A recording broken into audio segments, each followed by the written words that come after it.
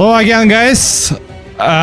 Me, Igor Chernov, Somulo, Wrath of Rages is always it's like another episode, right? And it's like, not gonna lie, I was a hater of this game. Hated from very beginning. Kingmaker, Wrath of Rages.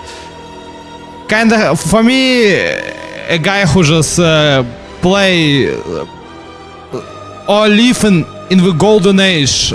Officially now you can call it a golden age of video games, right? It was early 2000s and middle 2000. You got like years like 2005, maybe 7, 8, Witcher 1, Knights of the Old Republic, you name it. Fable, Lost Chapters, Jade Empire. Everything was perfect. There was like no propaganda in games. Games just being games back in the days. People just try to just deliver something like Fallout, Arcanum, Witcher 1. It was an absolute masterpieces, right? All of these games are absolute masterpieces. Right now, I totally realize that at some point you live in an age when people try to repeat or recreate these masterpieces using their own tools or using their own effort. I don't even want to call it a talent, effort, right? And when I first time play Kingmaker myself, I kinda was disappointed. The game was really good. The soundtrack, the music, the characters, I really like it. But the problem with this game is the balance. The D&D game was far away from even Temple of Elemental Evil. And I totally realize that right now, people who be on hype and who talk about RPGs, they don't even know what these games are supposed to be. Masquerade, Bloodlines, you know, Fallout 1 and 2, or Temple of Elemental Evil, right? They just make all these reviews like, it's worth to play it in 2025 and all that. And how you're supposed to just, talk seriously about the people who just basically advise you to play something like Knights of the Old Republic and say like, is it worth your time or not? It's automatically legendary game. Same with Mass Effect 1, for example, right? I'm not a big fan of Mass Effect 2 and 3, but the whole trilogy, comparing to what we have now, worth anyone's time. Especially when you got like the reason for you to play it. Like, for example, if you don't want to play Gothic 1, you can play Gothic Remake these days, right? And almost every game try to be a remaster, a remake. It's just what it is, right?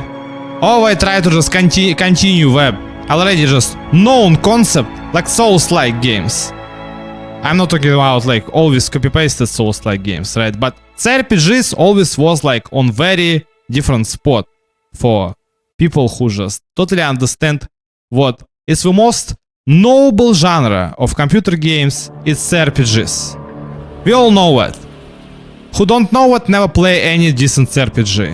We're supposed to be obviously shooter players, but we know what.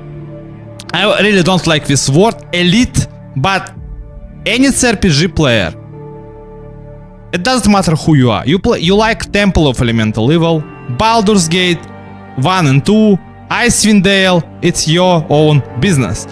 But what is very important, it's what you totally understand what these games are one of a kind, and you are one of a kind because you discover them in your childhood. You understand them.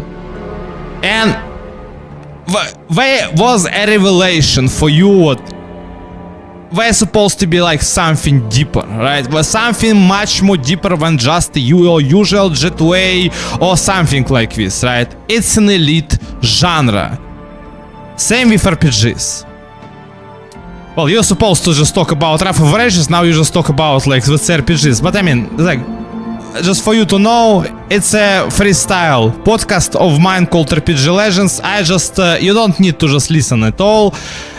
You can just open the list, the playlist, and just we see the list of the games. If somebody catch your attention, you can watch it, right? I'm not an advertiser, I'm not just monetize my channel or anything like this.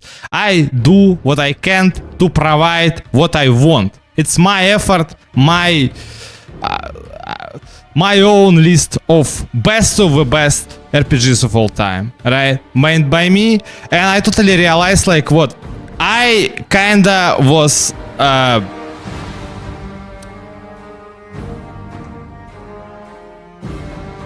it was hard for me to add this game to and this series of games to this list, right? And put it among the Chrono Trigger, Baldur's Gate 2 and many other games what originally being iconic when they was released, and you totally realize it, right? When you play something like Planescape Torment, or if you talk about modern times, you play something like Sea of Stars, no one else playing it, right? Or they saying like what this game is not supposed to be that special, but it is special because it's insta classic. That's what you just can. That's what you usually. That's how you can usually label the game when it was released. So you got like Sea of Stars, it's insta classic. And when you play something like Wrath of Riches, Pathfinder, Kingmaker or Wrath of Riches, you totally realize like what a lot of people try to just analyze it, figure out why this game is successful. You understand, and you understand the background of the people who make these games. They not supposed to be like the big, I don't know, just like they not being extremely fanatical about like we need to make a RPG, right? No, Owl Cat is basically a Nival Interactive. Nival Interactive is an iconic Russian studio. I, as a Russian, I suppose, right? I totally just can provide all this information to the foreigners, usually, right, who just asking all these questions like, whoa, it's Owl Studios, who are they? They come out from nowhere, and you don't understand what it's no, it's they don't know, they have zero understanding, they basically got no knowledge, right, about like what these people are supposed to be. And Nival Interactive was responsible for this games like Heroes of Might and Magic 5, for example. They make it for Ubisoft. And these people at some point wasn't just still are kind of like Russian Obsidian, right?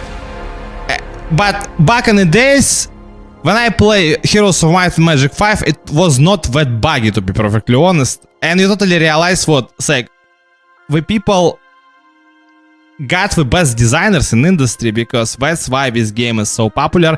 That's why this game is still people like me and us, I suppose, right? You totally will recognize yourself like 10 years ago. Talk about it.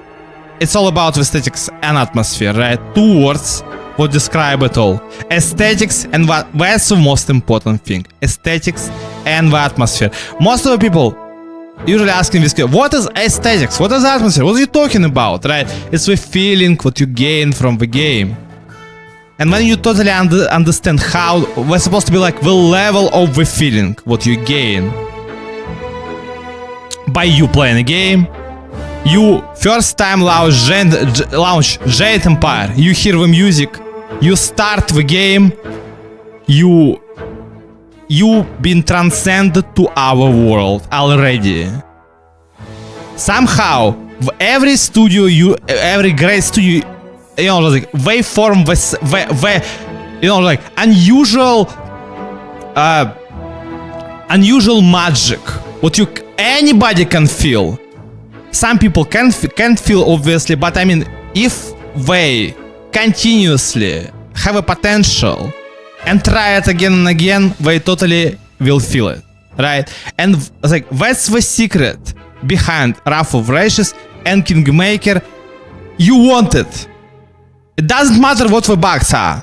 It does, like it doesn't matter like what this game is supposed to lack, or what's supposed to be like ability what not supposed to work, or this game is supposed to be difficult. You want it. It's like back in the days, people just asking all these very silly questions. Why World of Warcraft is supposed to be that popular? It's kind of obvious for everybody, for anybody. What you all know it, you want it. It's not about the reason, it's about the emotion, because the emotion rule the world. You want it, you don't want it, it's just how it is. You can't love by the reason, you love by your own heart, by your own soul, right? And that's why I totally understand what people like united by the one banner, and this banner it's the game. It's the game what leading them, right? Toward to the different world, to different story. That's what RPGs are all about, usually. And that's what Wrath of the Righteous and Pathfinder Kingmaker is all about as well. Sadly, I was and still are kinda skeptical about this game, but I totally need to add it into my own list. It's like among the games like Terra Enigma, Xenogears, Planescape Torment, right, Tales of Fantasia, and many others. Most of you, if you ever watch this video, and only because you like Wrath of the Righteous or Pathfinder Kingmaker, I'm more than convinced that all these so-called RPG experts never ever played Tales of Fantasia and will never will. But I am, right? Because it was always my main hobby, playing games, playing RPGs, right? And that's why, like, I just tell people in description of my channel, once upon a time I was a regular PPEC and at some point become an absolute grandmaster of RPGs. Obviously, it's a self-proclaimed title and nobody cares as usual. But it's kind of funny what more and more people turn to me to just hear my advice what to play, because they usually when they see my list or see what I play in something, they be like, well, man, you totally play very specific, not very popular games, but I mean they totally got like this, very interesting, right? Even the people who not supposed to be RPG players, right? From back in the days when it's just my memories from back in the days when I only started streaming, I played Kingdoms of Amalur Reckoning, and the guy, it's like, been like, who joined my stream, he been like, well, yeah, I'm not playing these games, but I mean, interesting. It's very interesting, but to watch, the game what you play. And yeah, I totally realized like what Wrath of Righteous is all about. It's all about the looks. It's all about you want it. And that's why people, even if they just, I seen this, like epic, I don't know, just like love and hate moments. It's like we're supposed to be people who just buy this game, right, and hate it because there's supposed to be a lot of game breaking bugs. All these streamers, all these advertisers who usually need to smile and just like since they've been provided and just well, like somebody give them a code or just a copy of the game. Obviously, they need to see it and not supposed to just like be mad at the game. But the guy like me, usually when I see game breaking bugs, I'm mad like Hulk. let's name it like that. I'm mad like Hulk. If something goes wrong, I'm mad like Hulk, right? And like Green Hulk, obviously, right? Not even red or gray or something like this, right? But I mean, and I totally realize what, yeah. But you can't you can't spook me by just like give me like few breaking bugs in RPG. I play back in the days games like Knights of the Old Republic 2 Sith Lords. or I play Devil May Cry 3. It's not an RPG, but anybody who play it as well in their childhood will understand me 100%. Devil May Cry 3 Special Edition without gamepad, using only keyboard. Early build PC port of Devil May Cry 3 been played by me. You can't spook me, right? You can just somehow I'm not feeling like, you know, fear like when I play games like Wrath of Righteous, right? But what the thing what still terrify me still, it's unfair difficulty. I have zero understanding what game designer of this game was thinking about when he just add this difficulty to the game. How the whole studio never convince him, you know, to just turn it off forever. And I think I read the interview when all cat almost give up on unfair difficulty. Maybe I just spread misinformation, but I think they actually just consider removing unfair difficulty and leaving only hard. But I mean, you see, it's like, there's supposed to be an entire community around this game who constantly, I don't know, they trolling or whatever, they usually just spreading this information that unfair is supposed to be easy, right? And you got people who start unfair difficulty and they restart encounters like 50 times or 99 times and the game is lagging, and you totally understand what if you just turn-based mode in this game, it will lag, and they add these features like turn-based mode, real-time mode, and you actually can play real-time or turn-based, but is it hurting the game? Yes.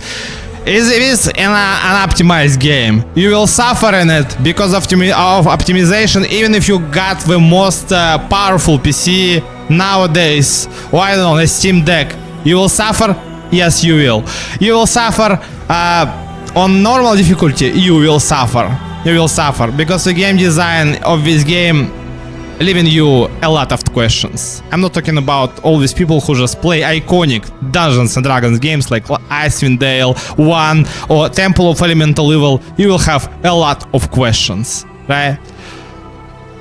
What make this game so powerful? The story, the atmosphere, and the most powerful thing what they put in this game is aesthetics. Aesthetics is just on extremely different level. I don't know how we do this. I don't know how we still got it, but I totally understand like what, you know, just like the new WoW interactive and you know, just like, if you ever will play Heroes of Might and Magic 5, you will understand what I'm talking about. One of a kind designers. I mean, look at the art of Heroes of Might and Magic. Hear the soundtrack of Heroes of Might and Magic 5. The whole production was best of the best. After Heroes of Might and Magic 4, Heroes of Might and Magic 5 was like, wow. It was a blast. It was a, I don't know, just blast from the past, right? But blast from nowadays, right? And you totally realize what they deliver the same experience through these games, right? You got all these RPGs nowadays, 4 party members like in Baldur's Gate 3. Yeah, you can add something with mods, but you still just will kind of break your game, right? Balance-wise, engine-wise, there's supposed to be some cutscenes what not supposed to work if you got like 6 party members. This game being like, no problem, 6 party members. Dozens of spells, dozens of classes, right? If you don't like the difficulty, you can change it, right? There's supposed to be a variety, obviously, right? Since it's an RPG. But let's be honest, like, will you? Because I'm not gonna, you know, I'm not gonna lie to you, like all these people who are supposed to advertise this game. Will this game still lag? Yes, it will. Is this game still unpolished? At some point, yes, sometimes you will lose your spells. It can possibly crash. Something can happen even if you buy it. Wrath of Righteous still being updated and got all the DLC, and that's the best of the best. You know, like, I wait for it. I wait for them to release all the DLC pass, right? And obviously I was not like surprised when they released the second season pass. I already just know all this stuff since I played Dark Souls 2, for example, right? Like 1 DLC, 2 DLC, 3 DLC. When all DLC will be released? Soon. Okay, I will play it after you. Yeah, but you can play now. No, I'm not gonna play now. I'm gonna play with all DLCs. Thank you. And it's the same with Kingmaker. I start to play Kingmaker and be like, okay, I know where this is going. I know where this is going, and I play with all DLCs, obviously, right after the wild cards was released and they add Tiefling race. I was like, oh, okay, it's time to play it, right? And I finished 2 games on unfair difficulty. I got an achievements, right, like on Steam. One of the most earliest achievements on Steam, to be perfectly honest, same with Pillars of Eternity, but who will believe me? I won one of these guys who just beat Adra Dragon, one of the first in the world, right, when playing Pillars of Eternity 1. Obviously also just nobody actually played, but believe it, but it's kinda easy to, you know, just like to prove it even without. It's like me who just beating like the Baldur's Gate 3 boss fight without an effort. There's supposed to be a boss in this game in Baldur's Gate 3 or in the Red, right? Like one of the main bosses of this game. I beat this woman. Beat this woman. Sound kinda, you know, kinda strange. Yeah, I beat this individual, right, in this game, this boss, using only 1 earth elemental, right? Well, basically I just beat this boss solo, using only only earth elemental. Is it actually supposed to be like a bug and they fix it? Yeah, it is actually, right? But I delete this video because I just start to gather, and you know, just like there's supposed to be a lot of people who just, you know, like come and be like, you see, it's not working. But it was not a guide. It was my personal achievement. And same with Adra Dragon back in the days in Pillars of Eternity. Now, one, for example, right, you can stack the like the priest spell, what's supposed to be like a bomb, or you know, like it was supposed to be like a fire bomb that you place on on the floor, right? And you can just stack it like gazillion times. You only thing you need to do on Path of the Damned, you just need to just go back, rest, and go back to the location with the dragon and stack it like infinity times and just blow it up, right? And there's supposed to be obviously people who still got the video, right? But back in the days I not even bothered to just capture my gameplay or stream or something like this. And it's not like it's just supposed to be like a big achievement for me, and I'm not supposed to just be proud of it. But I mean, there's supposed to be people who be like, well, you lying, and I'm totally fine with all these people, obviously, right? If I say I'm a liar, let them just let them believe it, right? But I mean, I totally realize what, yeah, it's like aside from all that, obviously I'm, again, like I said, it's usually all about like me just talking about the game, talking about the feelings what this game has summoned inside of me usually, right? And yeah, it's just a freestyle podcast by me. It's like and I'm just, it's just another. It's just another episode, like of me putting the, you know, just like the game into this list. But does it actually deserve it? It's on 80% deserve it, but 20% of me still kinda hate it. Because the game design of this game, and that's supposed to be a lot of minuses in this game, is like I described, the game design is very, you know, it's very raw. And I totally understand like what people who just try to recreate the classics, recreate them, they always missing the point. They try to just, they think what these games back in the days they was all about the difficulty, all about like showing you teeth, showing like, you know, like how brutal they can be. But Baldur's Gate 2 was not about the brutality. It was about perfect balance. You make one mistake, you think about it, and you just use another spell, and you prevail. And now Horizons is a different story. Some enemies are super easy, some enemies are extremely hard. And also I absolutely despise in modern game design. Modern game design games or modern game designers, they think what You just need to give a creep the wall of stats, the just like the over 9,000 damage, and you will be fine. It's not about it. It's all about the aesthetic atmosphere, that's first of all, and the writing in this game is suffer. Compared to Chris Avalon, you totally understand what.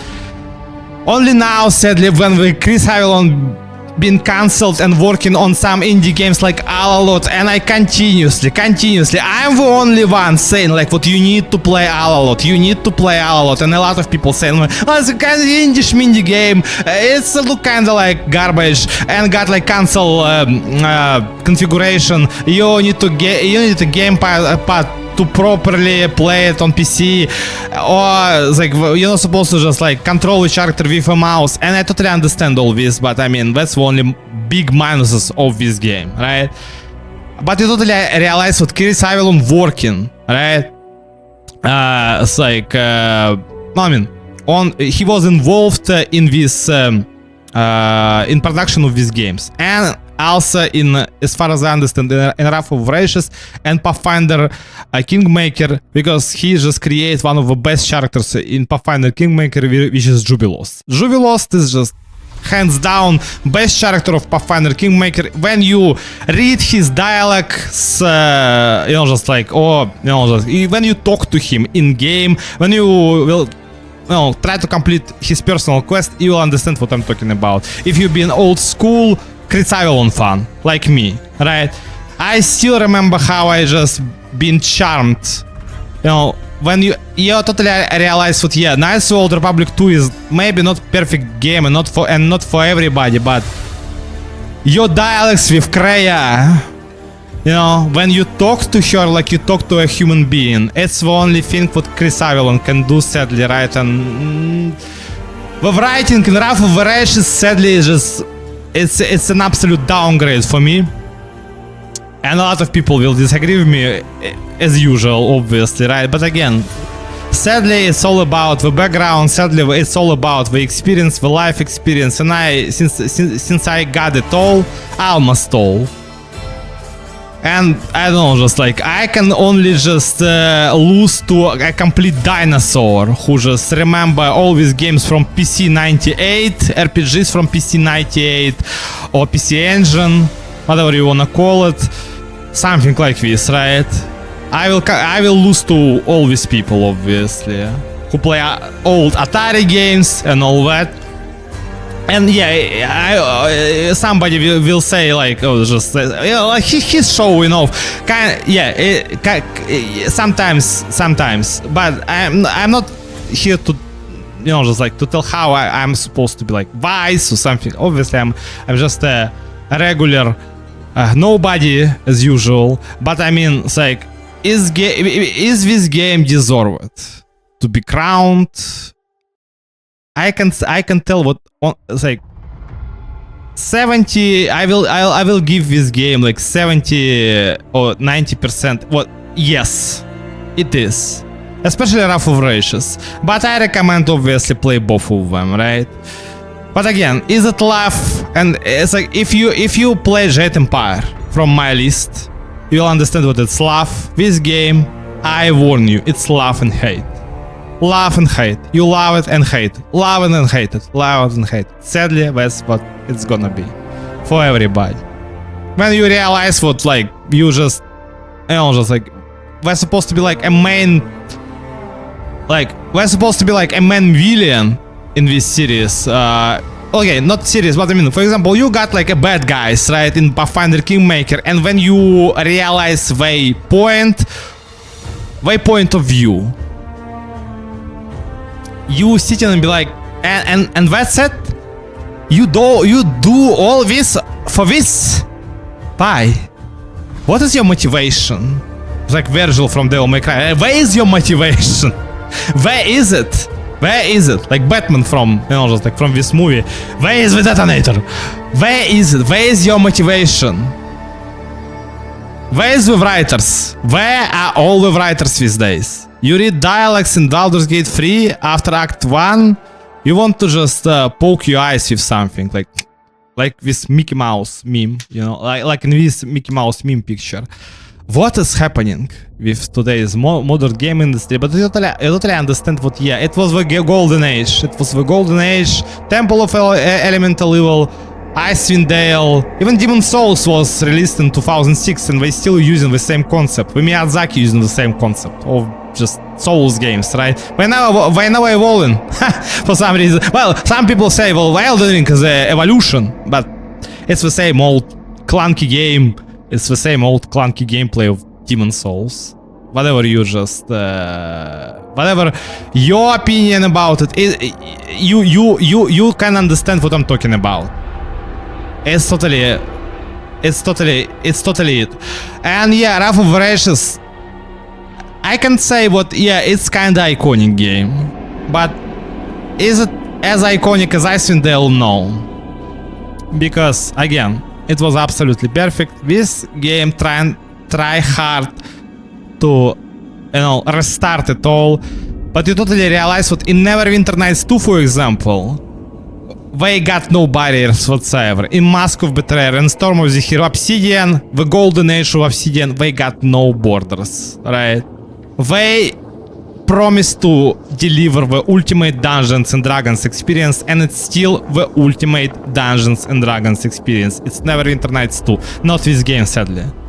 Because when you raise this, just like the sorceress, right, in this game, when you just pick the class like sorceress, you end up and understand like what there is no meteor shower. They add meteor shower in this game with some of the last patches, but when you see this meteor shower, you want to close your eyes. It's not a meteor shower.